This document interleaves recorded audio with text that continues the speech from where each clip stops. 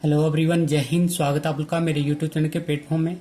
आज मैं आपके समक्ष बात कर रहा हूँ भारतीय संवैधानिक विकास के क्रम में 1853 के चार्टर एक्ट से संबंधित महत्वपूर्ण जानकारियों के संदर्भ में।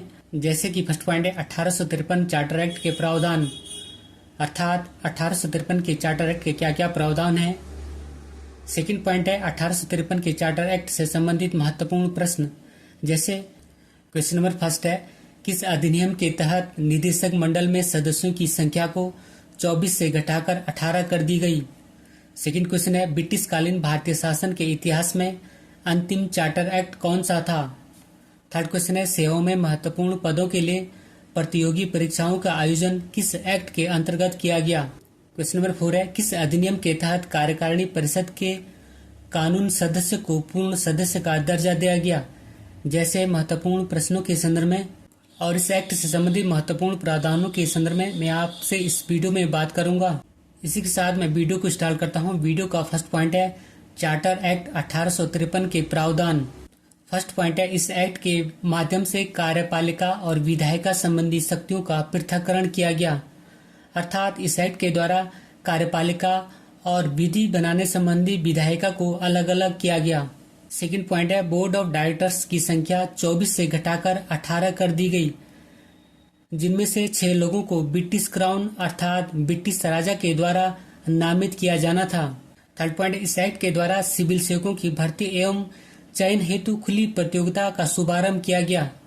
फोर्थ पॉइंट है, विधि निर्माण हेतु भारतीय अर्थात केंद्रीय विधान परिषद की स्थापना की गई। फिफ्थ पॉइंट है, विधि अर्थात कानून बनाने के लिए 12 सदस्य विधान परिषद का गठन किया गया था और इन कानूनों को भारत का गवर्नर जनरल पास करेगा, अर्थात विधान परिषद के द्वारा जो कानून बनाए जाएंगे उन्हें बाद में भारत के गवर्नर जनरल के द्वारा पास किया जाएगा और गवर्नर जनरल को वीटो शक्ति प्राप्त थी। 6 पॉइंट है, विधान परिषद में हर प्रांत से सदस्य थे और पहली बार क्षेत्रीय अर्थात स्थानीय प्रतिनिधियों को महत्व दिया गया था।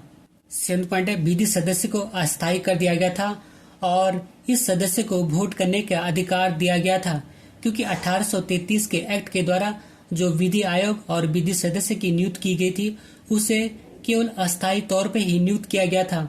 8 पॉइंट, बंगाल में प्रशासनिक कार्य करने के लिए एक लेफ्टिनेंट गवर्नर जनरल की नियुक्ति की गई थी।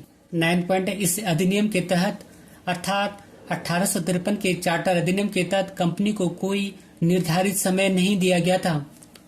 कंपनी का लाइसेंस कभी भी समाप्त किया जा सकता था और शासन की सत्ता ब्रिटिश सरकार के अधीन किया जा सकता था, क्योंकि पहले कंपनी के लाइसेंस को 20-20 वर्षों के लिए बढ़ाया जा रहा था, लेकिन इस एक्ट के तहत कंपनी के लाइसेंस को 20-20 वर्षों या कुछ वर्षों के लिए नहीं बढ़ाया गया था। इसमें कंपनी को कोई निश्चित समय नहीं दिया गया था और आगे चलकर 1858 के अधिनियम के तहत इस कंपनी को समाप्त किया गया था। अब बात करते हैं 1853 के चार्टर एक्ट से संबंधित महत्वपूर्ण प्रश्नों के संदर्भ में। तो फर्स्ट क्वेश्चन है, किस अधिनियम के तहत निदेशक मंडल में सदस्यों की संख्या को 24 से घटाकर 18 कर दी गई। तो आंसर है चार्टर एक्ट 1853 के तहत। क्वेश्चन नंबर सेकंड है, किस अधिनियम के तहत कार्यकारिणी परिषद के कानून सदस्य को पूर्ण सदस्य का दर्जा दिया गया।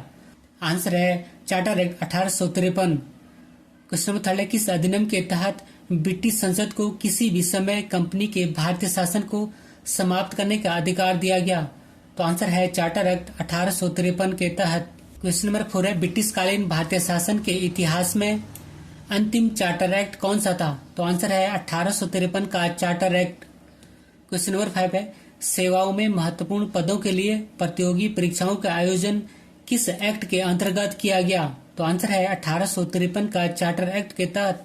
क्वेश्चन नंबर 6 है, किस अधिनियम के द्वारा सरकारी सेवाओं में नामजदगी का सिद्धांत समाप्त करके कंपनी के महत्वपूर्ण पदों को प्रतियोगी परीक्षाओं के माध्यम से भरने की प्रक्रिया को अपनाया गया था। तो आंसर है 1853 का चार्टर एक्ट या 1853 का चार्टर अधिनियम के तहत। बात करूं मैं नामजदगी के संदर्भ में, तो नामजदगी का अर्थ होता है मनोनीत करना। इसी क्वेश्चन के साथ मैं अपने वीडियो को समाप्त करता हूं। अगर आपको मेरा वीडियो पसंद आए तो वीडियो को लाइक करें, शेयर करें, कमेंट्स करें और अगर चैनल पर नए हैं तो चैनल को सब्सक्राइब करें। Thank you for watching. God bless you. जय हिंद।